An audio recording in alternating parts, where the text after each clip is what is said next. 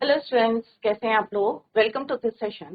My name is Dr. Kavita Rawat, your English teacher from ICT Virtual Classroom.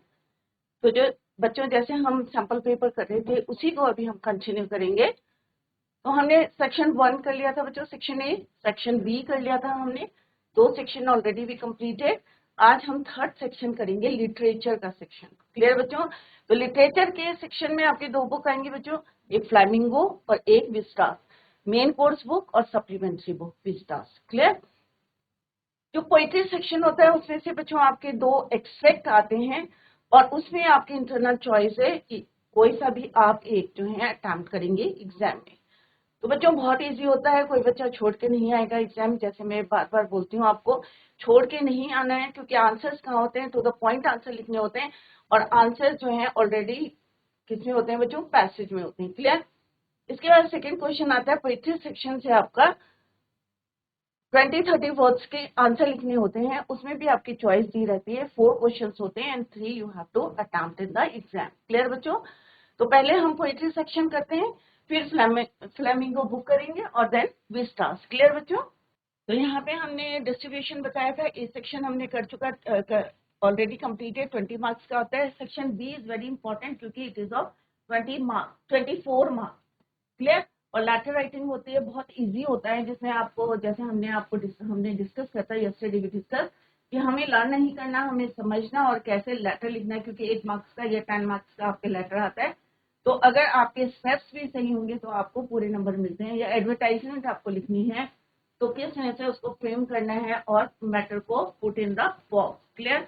और notice making आता है कई बार exam में, या आपको कहीं पे जॉब एप्लीकेशन लिखनी है, उसमें आपको बायोडेटा लिखना है, तो वो भी बहुत इजी होता है। तो इस तरह से 24 मार्क्स का आपका सेक्शन बी होता है, तो आप नंबर गेन कर सकते हैं सेक्शन बी में। थर्ड है आपका सेक्शन सी, फ्लैमिंगो बुक और विस्टार। तो फ्लैमिंगो बुक आपकी आती है पूरी 24 मार्क्स की, जिसमें पोएट्री सेक्शन होता है और आपका टेक्स्ट में से। क्लियर? और विस्टार्स आती है आपकी 12 मार्क्स की। क्लियर? तो ये हम ऑलरेडी डिस्कस कर चुके हैं। तो बच्चों पोएट्री सेक्शन कर रहे हैं, एक्सट्रैक्ट आता है, ये ऑलरेडी हम डिस्कस कर चुके हैं। तो फर्स्ट एक्सट्रैक्ट आपका है कीपिंग क्वाइट होम से। तो फर्स्ट एक्सट्रैक्ट है सेक्शन सी, हम कर रहे हैं लिटरेचर का। 2 एक्सट्रैक्ट आते हैं, तो हमने एक थोड़ा सा ओवरव्यू देखा था फर्स्ट एक्सट्रैक्ट का, कि it is from the poem keeping Quiet written by Pablo Neruda. तो आपको पता होना चाहिए कि एक्सट्रैक्ट कौन सी पोम का है, क्योंकि आपके बुक में 6 पोम में एक ड्रॉप की गई है, 5 पोम्स, उसमें से ये एक्सट्रैक्ट जो है किस पोम से है आपको पता होना चाहिए, यू मस्ट। तो बच्चों अभी हमने इसको डिस्कस कर लिया है कीपिंग क्वाइट को, कि कैसे पैब्लो नेरूदा जो हैं सबसे रिक्वेस्ट कर रहे हैं कि थोड़ी देर के लिए आप स्टिल हो जाएं, इनएक्टिव हो जाएं और अपना इंट्रोस्पेक्शन करें और फिर देखें कि जो आपने करा है उसके कॉन्सिक्वेंसेस क्या हैं, उसके रिजल्ट्स क्या हैं। क्योंकि कई बार होता है, हम इतनी बिजी लाइफ होती है हमारी कि हम सोचते नहीं है कि व्हाट यू, जो भी आपने किया है, what you did, whether it is wrong और राइट। तो फर्स्ट पैराग्राफ क्या है बच्चों?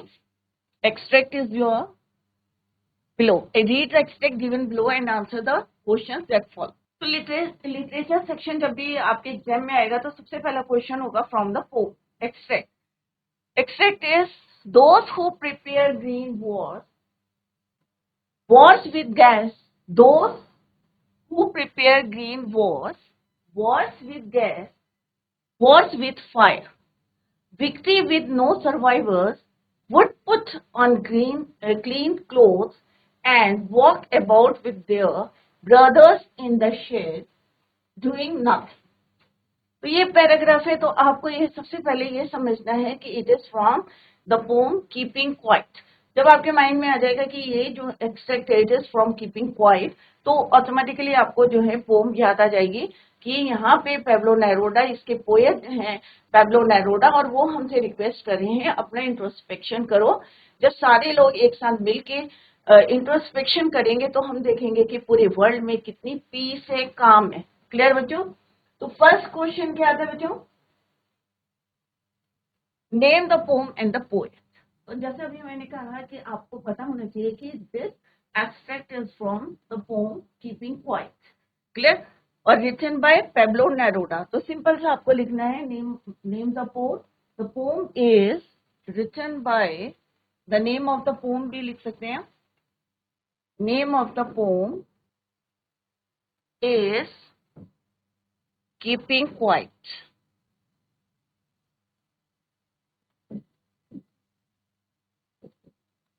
Clear? अब आप ऐसे भी लिख सकते हैं name of the poem is keeping quiet, composed by Pablo Neruda. कैसे लिखेंगे? Name of the poem is keeping quiet, composed by, या आप अलग से भी लिख सकते हैं name of the poem is keeping quiet, name of the poet is Pablo नेरूडा.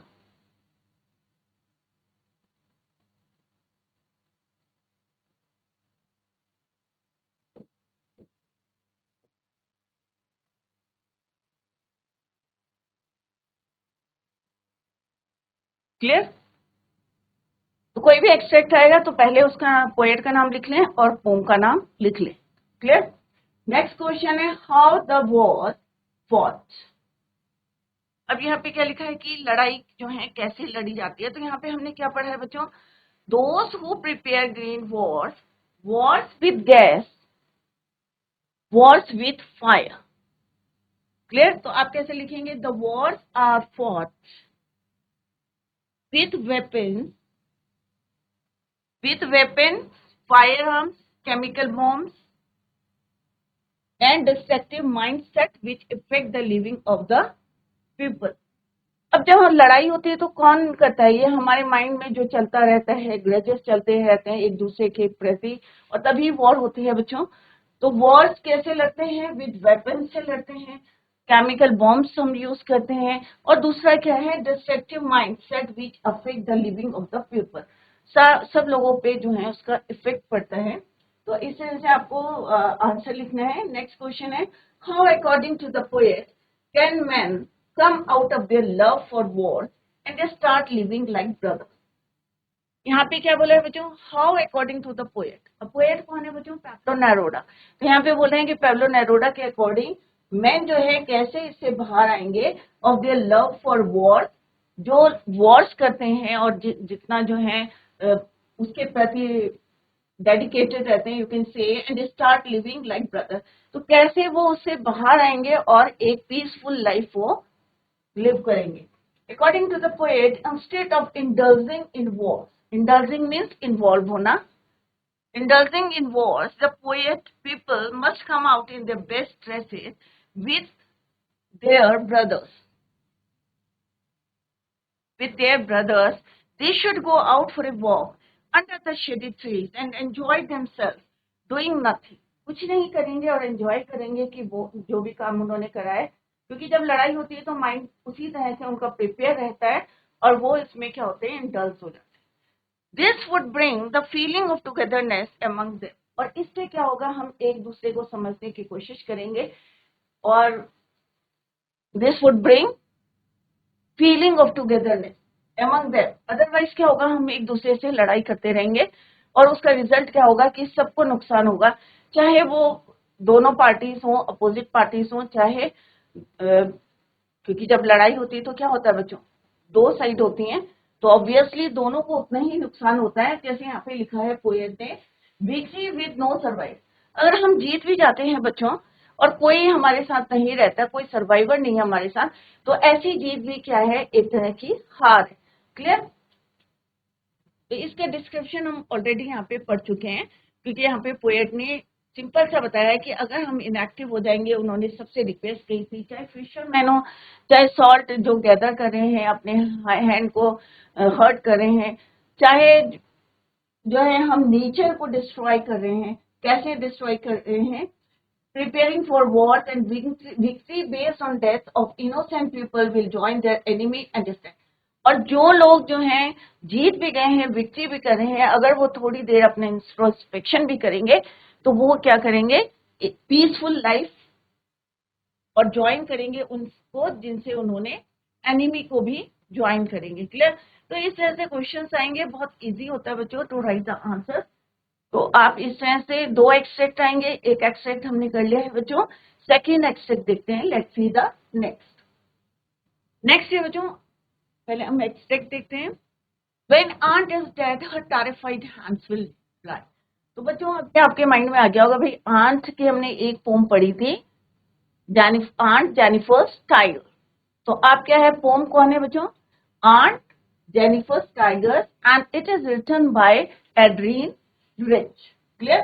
तो पहले इसका ओवरव्यू देखते हैं पूरी पोम का, और फिर हम देखते हैं आंट जेनिफर्स टाइगर का हम थीम देखते हैं, थीम ऑफ द पोम। तो सिंपल सा है, यहाँ पे एड्रीन रिच ने जो आफ्टर मैरिज जो वुमेन के ऊपर बर्डन पड़ता है आफ्टर मैरिज, उसको यहाँ पे डिस्कस करा है। The battle for women's individuality and self expression is the theme. Women's individuality and self expression is the theme of the poem Aunt Jennifer's Tiger. तो ऑन जेनिफर्स टाइगर्स, तो क्या original tiger थे? Obviously नहीं थे। उसने एक panel पे किस तरह से ड्रॉ कराया था और अपनी फीलिंग्स को उसमें जो है उसने ड्रॉ करके बताया गया था। The pome depicts Jennifer the speakers aunt and the motive of tiger that she embroiders। क्या एम्ब्रॉयडर्स करे थे उसने अपने पैनल में? Tigers on a tapestry। और टाइगर क्या करे थे? Is use to represent aunt Jennifer's ferocious personality and her need for freedom and self expression. अब टाइगर ही क्यों उन्होंने बनाए थे कि टाइगर किस तरह से फॉरेस्ट में या जंगल में एक फ्रीडम से रहता है, फ्रीली रहता है, अपनी स्ट्रेंथ को दिखा सकता है। तो उन्होंने जो वो नहीं कर सकती थी आफ्टर मैरिज, वही उन्होंने डिपेक्ट करा था अपने पैनल में, और किस तरह से एम्ब्रॉयडरी करके टाइगर्स के द्वारा जो है she represent ferocious personality and her need for freedom and self-expression. The poem also considers the limitations and restraints placed on women by society, especially in terms of gender roles and expectations. The speaker implies that although Aunt Jennifer struggles to fully express herself in daily life, she is able to do so only through her embroidered art. जो भी उनके experience है after marriage, क्योंकि उन्होंने एक ring पहनी हुई थी और सारा बर्डन जो है, कह सकते हैं उस रिंग का बर्डन, क्योंकि आफ्टर मैरिज जो है उन्होंने कितना स्ट्रगल किया लाइफ को, वो सारा डिपिक्ट किया किसमें बच्चों? अपने एम्ब्रॉयडरी के थ्रू उन्होंने अपनी फीलिंग्स को, अपने इमोशंस को उसमें ड्रॉ किया है, एम्ब्रॉयडर्ड किया। क्लियर बच्चों? यहाँ पे क्या है, व्हेन आंट इज डेड। अब यहाँ पे पूरी पोम तो नहीं है, एक एक्सट्रैक्ट है फ्रॉम दैट पोम, स्टेंजा है। When aunt is dead her terrified hands. अब टेरिफाइड बैंड्स क्या है? बैंड क्या है बच्चों? यहाँ पे रिंग है जो उन्होंने पहनी हुई है। व्हेन आंट इज डेड, जब आंट मर गई है, हर terrified hands will be still ring with ordeals which she was mastered by the tigers in the panel that she made will go on prancing, proud and unafraid। जो उन्होंने embroidered के through अपने feelings को बताया है कि किस तरह से टाइगर्स जो हैं पूरी फुल ऑफ स्ट्रेंथ है, फ्रीडम है उनके पास, पूरी स्ट्रेंथ को शो कर सकते हैं। बट आफ्टर डेथ क्या आंट उतनी ही उनके अंदर जो है स्ट्रेंथ है, क्योंकि वो डेड हो चुकी हैं। बट उनके जो एम्ब्रॉयडर्ड करा है उन्होंने अपने पैनल में, स्टिल क्या कर रहे हैं वो? दे आर प्रॉन्सिंग, वो अभी भी घूम रहे हैं। Clear? With proud and unafraid, अभी भी वो प्राउडली जो है घूम रहे हैं और उन्हें किसी का डर नहीं है, unafraid.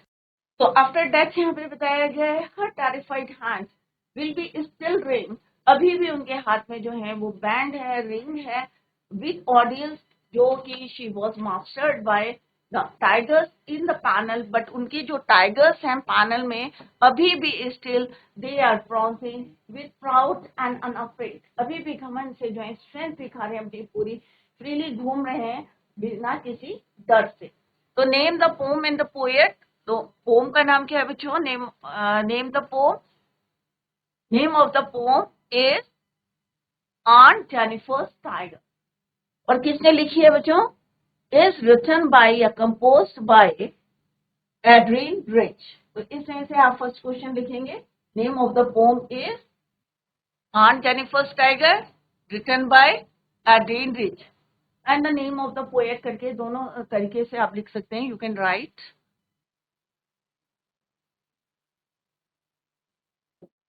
Jennifer tiger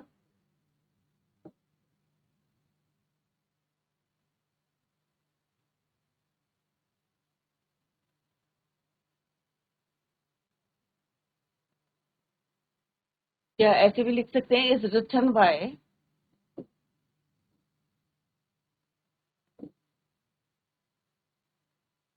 Adrian Rich.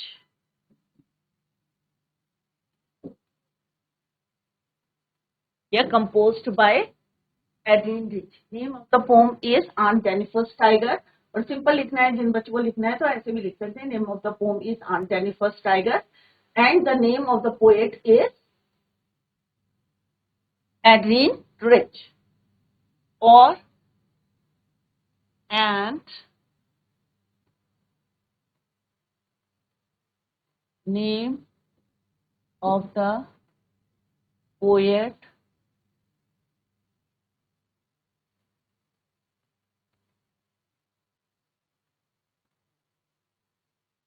is Adrian Rich. ठीक है, दोनों तरीके से आप लिख सकते हैं. Now come to the next question, that is why are Aunt Jennifer's hands called terrified? क्यों यहाँ पे this word is used? Her hands are called terrified because क्योंकि they pass through very hard and bitter experience. क्योंकि जब aunt जो है old हो गई थी तो किस तरह से उनके फिंगर्स जो है शेक कर रही थी, कांप रही थी वाइल ड्राइंग या जब एम्ब्रॉयडर्ड कर रही थी on the panel. Clear? Through very hard and bitter experience. क्योंकि उनके जो एक्सपीरियंस थे आफ्टर मैरिज कैसे थे? हार्ड थे, टारफाइड थे. एक्सपीरियंस ऑफ मैरिज बिटर थे, वेरी हार्ड एंड बिटर, कड़वे एक्सपीरियंस थे after marriage. Married life by her husband. क्योंकि रिंग किसने बनाई थी? उनके हस्बैंड. क्लियर? तो यहाँ पे इस तरह से आपको लिखना हर हैंड्स आर, या यहाँ पे लिख सकते हैं आप aunt Jennifer hands, aunt Jennifer tiger hand called terrified because. तो यहाँ से भी आप लिख सकते हैं बिकॉज दे पास थ्रू, क्योंकि वो जो है बहुत डिफिकल्टी या आप कह सकते हैं हार्ड जो उनकी लाइफ थी आफ्टर मैरिज, बिटर एक्सपीरियंस थे. That is why it is use by her husband. Clear? तो यहाँ पे चाहे हर लिखें आप, चाहे aunt Jennifer hand called terrified. फिर क्या लिखना है आपको? Because they pass through very hard and bitter. Third question क्या है बच्चों? Why will Aunt Jennifer's tigers go on prancing, proud, unafraid after her death?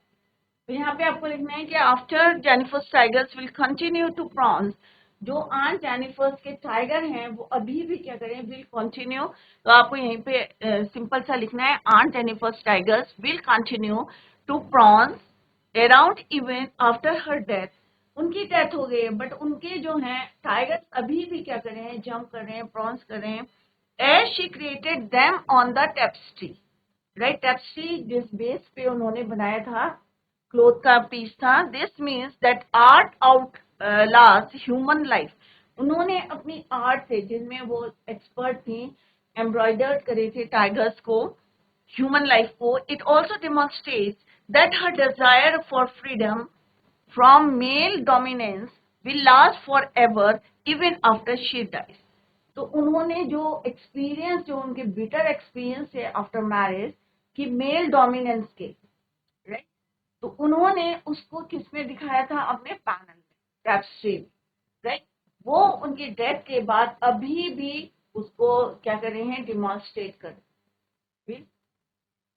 Last for ever, वो कभी खत्म नहीं होंगे जब तक उनकी एम्ब्रॉयडरी रहेगी, टैपेस्ट्री रहेगी, right? Last for ever even after she dies. उनकी डेथ के बाद भी. क्योंकि उनके जो बिटर एक्सपीरियंस थे उनके साथ खत्म हो गए, बट उन्होंने इसको किससे डिमॉन्स्ट्रेट किया था, अपने आर्ट के थ्रू, अपने टैपेस्ट्री में। क्लियर? तो इस तरह से बच्चों 2 एक्सट्रैक्ट आएंगे, आपको जो बेस्ट आता है वही आप अटेम्प्ट करेंगे। तो यहाँ पे 2 पोम उन्होंने कवर करी है। इट इज नॉट नेसेसरी कि यही पोम आएगी, डिफरेंट पोम भी आ सकती है। तो किस तरह से how to attempt the question, सबसे पहले आपको ये समझना है कि दिस एक्सट्रैक्ट और this extract is from which poem, किस पोम से है और उनके पोएट कौन है या पोएटस कौन है। क्लियर? तो दोनों पोम करी हमने, एक कीपिंग क्वाइट और सेकंड हमने करी ऑन जेनिफर्स टाइगर, और उनके पोएट के नाम, और हमने उसके question answer, also we discuss the question answer. Clear बच्चों? तो यहाँ पे हमने पोम का डिस्क्रिप्शन भी देखा है, right, keeping quiet, Pablo Neruda. तो आप सारे पोम के इस तरह से समरी और थीम को रिवाइज करके जाएं एग्जाम में। इसी तरह से second exercise is from on Jennifer's Tiger, तो उसका हमने रिवीजन किया। नेक्स्ट क्वेश्चन आता है बच्चों, answer any 3 of the following. ये क्वेश्चन भी बच्चों किससे आता है, पोएट्री सेक्शन से। तो फर्स्ट क्वेश्चन हमने कर लिया है पोएट्री सेक्शन का, एक्सट्रैक्ट बेस्ड क्वेश्चंस होते हैं। Second is from the question, poetry section से ही आते हैं, 20-30 वर्ड्स के आते हैं, 30-40 वर्ड्स के। यहाँ पे भी आपको इंटरनल चॉइस दी गई है, यहाँ पे चॉइस दी गई है कि 4 क्वेश्चंस में से आपको only you have to attempt 3 questions. Clear? तो आंसर एनी 3। तो ये देखें, ये नहीं कि कई बार बच्चे जल्दी जल्दी क्या करते हैं, सारे के सारे अटेम्प्ट करते हैं, एंड क्या होता है उससे आपका टाइम वेस्ट होता है। तो पहले रीड करें, पहले ऊपर इंस्ट्रक्शंस को रीड करें कि कितने आपको क्वेश्चंस करने हैं, और फिर रीड करें कि बेस्ट जो आपको आता है वही क्वेश्चन अटेम्प्ट करें इन द एग्जाम। उस समय लगता है कि हमें सारे आते हैं, बट जो आपको बेस्ट आता है वही आप अटेम्प्ट करें। क्लियर? तो फर्स्ट क्वेश्चन क्या है बच्चों, why has the mother been compared to the late winter's moon. It is very important question. My mother at 66 poem में से है ये क्वेश्चन बच्चों, my written by Kamala Das. Poetess कौन है? कमला दास। तो यहाँ पे यही क्वेश्चन क्या है बच्चों, firstly try to understand the meaning of the question. तो क्वेश्चन का मीनिंग क्या है, why has the mother been compare. तो वहां पे क्यों कंपेयर किया गया है मदर को लेट विंटर्स मून, क्योंकि उनकी मदर कितने साल की हो गई थी, at 60, my mother at 60, right. तो किस तरह से उन्होंने वहां पे कंपेयर करा था, क्योंकि उनका फेस कैसा हो गया था, पेल हो गया था, वीक हो गई थी। The poet's mother has been compared, तो आपको क्वेश्चन कहां से लिखना है, answer the mother has been, तो ये कहाँ आ जाएगा, यहाँ आ जाएगा, has been compared to the late winter's moon to bring out the similarity of ageing and decay. अब आपने लेट विंटर मून देखा होगा, तो किस तरह से वो पेल होता है, देर से निकलता है। तो एजिंग बताई गई है कि जैसे उनकी मदर जो है, एजिंग मीन्स ओल्ड हो रही है, राइट। सिमिलरली जैसे विंटर का मून जो है धीरे धीरे निकलता है, लेट निकलता है, तो यहाँ पे उसको कंपेयर किया गया है decay. Ageing and decay means थोड़ा सा खराब हो गया है, जैसे थोड़ा सा पेल, जैसे जैसे एज जो हमारी बढ़ती है क्या होता है, हम थोड़े से वीक हो जाते हैं, रिंकल्ड आ जाते हैं फेस में। तो यहाँ पे इसीलिए मून भी लेट निकलता है। The late winter moon looks hazy and obscure, थोड़ा सा धुंधला सा दिखता है। कभी आपने नोटिस नहीं किया होगा, जब विंटर्स आएंगे तो आप नोटिस करना कि किस तरह से विंटर का मून कैसा होता है, थोड़ा हेजी होता है, धुंधला सा। इट लैक्स शाइन, उतना शाइन नहीं रहता है विंटर के मून में। And its friends, the poet's mother has an ashen face resembling a corpse, और उनकी मदर का भी फेस कैसे थे, यहाँ पे ऐश से, राग से, या कोप्स मीन्स डेड बॉडी से कंपेयर किया गया है कि उसी तरह से जिस तरह से फेस में जो है एक स्ट्रेंथ नहीं थी, और डल था उनका फेस, फेल हो गया था, that is why it compare to the late winter moon. Clear बच्चों? What does the poet, next question is your, what does the poet want for the children of the slums? How can their lives be made to change? अब यहाँ पे एक pome का है, वो pome जो है आपके ड्रॉप की गई है सिलेबस से, बट यहाँ पे हमने आंसर दिया है, they are trapped within the confines of poverty. हाँ, जो भी बच्चे कहाँ रहते हैं, स्लम्स में रहते हैं, तो ऑब्वियसली रिच तो होंगे नहीं, कैसे होते हैं, poverty stricken होते हैं, confines of poverty. However, the poet wants those in authority such as the governor, inspectors and other visitors to show compassion for these children and help them. He believes that their life can be changed by providing them access to education and other resources.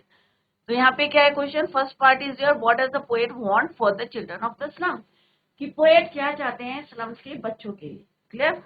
Second part है how can their lives be made to change, और उनकी life को कैसे आप change कर सकते हैं. तो सिंपल सा है, वो चाहते हैं कि वो यहाँ से बाहर निकले, बट किसके हेल्प से निकल सकते हैं? कोई एनजीओ उनकी हेल्प करे, या गवर्नर जो है, या गवर्नमेंट हमारी हेल्प करे, या इंस्पेक्टर्स या अदर विजिटर्स जो वहां पे जाते हैं और विजिट करते हैं.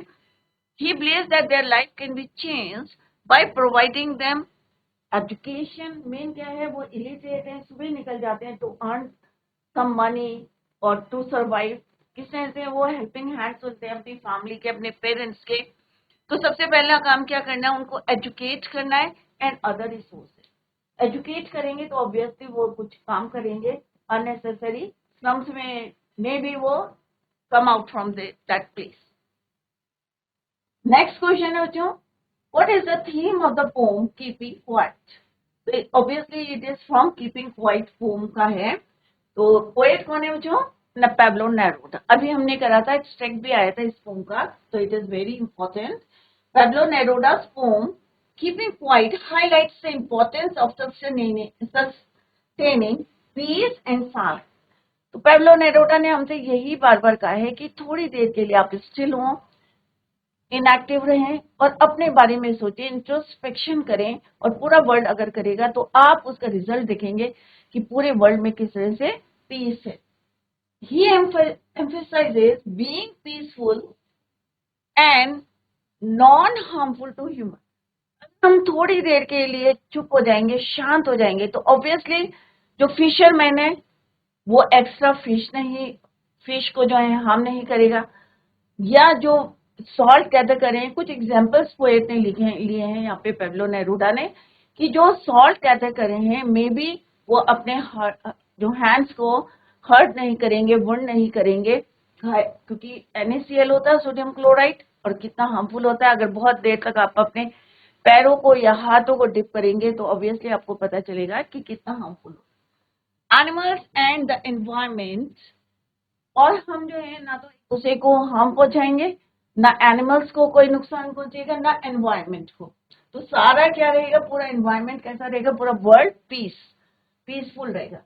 He claims that to sustain peace and harmony, अगर हमें जो है पीस और हार्मनी लानी है, we must take time to pause and reflect. तो हमें थोड़ी देर के लिए पॉज लेना पड़ेगा, हमें रुकना पड़ेगा, स्टॉप, हमारी जो एक्टिविटीज है उसको हमें रोकना पड़ेगा, and stop thinking about those work जो आपने करे हैं, वेदर दे आर गुड और बैड. इंट्रोस्पेक्शन करें, क्योंकि हमारे पास इतना टाइम नहीं होता, हम सुबह से शाम तक वर्क करते रहते हैं और हम अपने बारे में नहीं सोचते. तो थिंक अबाउट योर सेल्फ, अपने बारे में सोचें, जो आपने काम करे हैं उनके क्या कॉन्सिक्वेंसेस हैं, इंट्रोस्पेक्शन करें और फिर देखें उसके कितना अच्छे रिजल्ट्स आते हैं. क्लियर? नेक्स्ट क्वेश्चन है बच्चों, list the things of beauty mention in the poem. A thing of beauty. अब ये आपकी कौन सी पोम से है बच्चों? A thing of beauty. तो यहाँ पे उन्होंने बोला है कि list the things of beauty. A thing of beauty क्या है? Is a joy for ever. आपने हमने पढ़ी थी, a thing of beauty poem पढ़ी थी, तो उसमें क्या बताया था? a thing of beauty is joy for ever. कोई भी सुंदर चीज होती है तो हम लोग जो है ऑब्वियसली उसको देख के खुश हो जाते हैं और एंजॉय करते हैं. तो यहाँ पे कौन कौन सी ऐसी चीजें हैं, थिंग्स ऑफ ब्यूटी हैं, जो पोएट ने यहाँ पे mention by the poet in the pome. Clear? According to the poet, there are numerous things of beauty that help us forget our sorrows. कई चीजें ऐसी हैं, कभी हम बहुत ज्यादा दुखी होते हैं तो थिंग्स ऑफ ब्यूटी हैं वो हमें क्या करती हैं, बाहर निकालती हैं. इन चीजों से हम ओवरकम कर लेते हैं उनको, अपने सॉरोज को. फॉरगेट आवर सॉरोज, भूल जाते हैं उनको, बाहर निकल आते हैं. कौन कौन सी है बच्चों? There are the sun, natural beauty, the sun, the moon, old and young trees that provide shade to simple sheep, daffodils, there streams of rivers, musk roses in the forest, and the lovely tales of mighty men. ये सारी चीजें जो हैं किसने poet ने use करी हैं इन the poem a thing of beauty.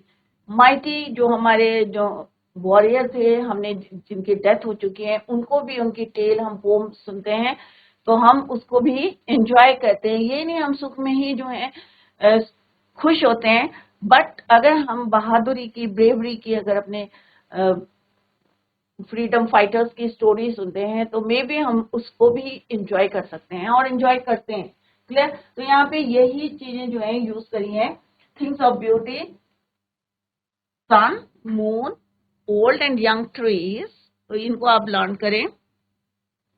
That provide shade to simple sheep, तो ये पोम से ही हमने लिए हैं, अपने उसे नहीं लिखना है आपको. डैफोडिल्स हैं, फ्लावर्स, डेयर है, स्ट्रीम्स हैं, स्ट्रीम्स ऑफ रिवर्स, छोटी छोटी जो है रिवर हैं, किस तरह से हमें गर्मियों में, समर में पीस देती हैं. Musk roses in the forest and the lovely tales of mighty man. Clear. तो इस तरह से आपके 4 क्वेश्चंस रहेंगे और आपको कितने अटेम्प्ट करने हैं बच्चों? 3 क्वेश्चंस आपको अटेम्प्ट करने. जो आपको बेस्ट आता है वही आप एग्जाम में अटेम्प्ट करेंगे. क्लियर बच्चों. तो पोएट्री सेक्शन से हमने देखा, लिटरेचर में पोएट्री सेक्शन से 2 क्वेश्चंस आते हैं. एक एक्सट्रैक्ट बेस्ड आता है और दूसरा क्वेश्चन आता है answer any 3 of the following question in 30-40 words. Clear. तो वर्ड लिमिट दी रहती है, आपको बहुत ज्यादा लेंथी नहीं लिखना है, 30-40 वर्ड्स का लिखना है, तो it is very easy to write. Clear. तो इस वजह से आपको एग्जाम में करना है poetry section. Now come to the next. अब ये हमारा पोएट्री सेक्शन था, फ्लेमिंगो बुक. क्लियर. अब हम देखेंगे कि फ्लेमिंगो बुक के चैप्टर्स में से कौन कौन से क्वेश्चन एग्जाम में आएंगे. क्लियर. तो नेक्स्ट क्वेश्चन होता है बच्चों आपका, आंसर द फॉलोइंग. तो बच्चों आज हमने पोएट्री सेक्शन कंप्लीट करा है. ए बी सेक्शन ऑलरेडी भी कंप्लीटेड, हमने कर लिए हैं 2 सेक्शन. ए, सेक्शन बी. सेक्शन सी हम कर रहे हैं. सेक्शन सी लिटरेचर सेक्शन होता है जिसमें हम फ्लेमिंगो बुक का पोएट्री सेक्शन हमने आज कंप्लीट किया है बच्चों. नेक्स्ट लेक्चर में इसी को कंटिन्यू करेंगे. That's all for today. Thank you so much. Bye. Take care. Have a nice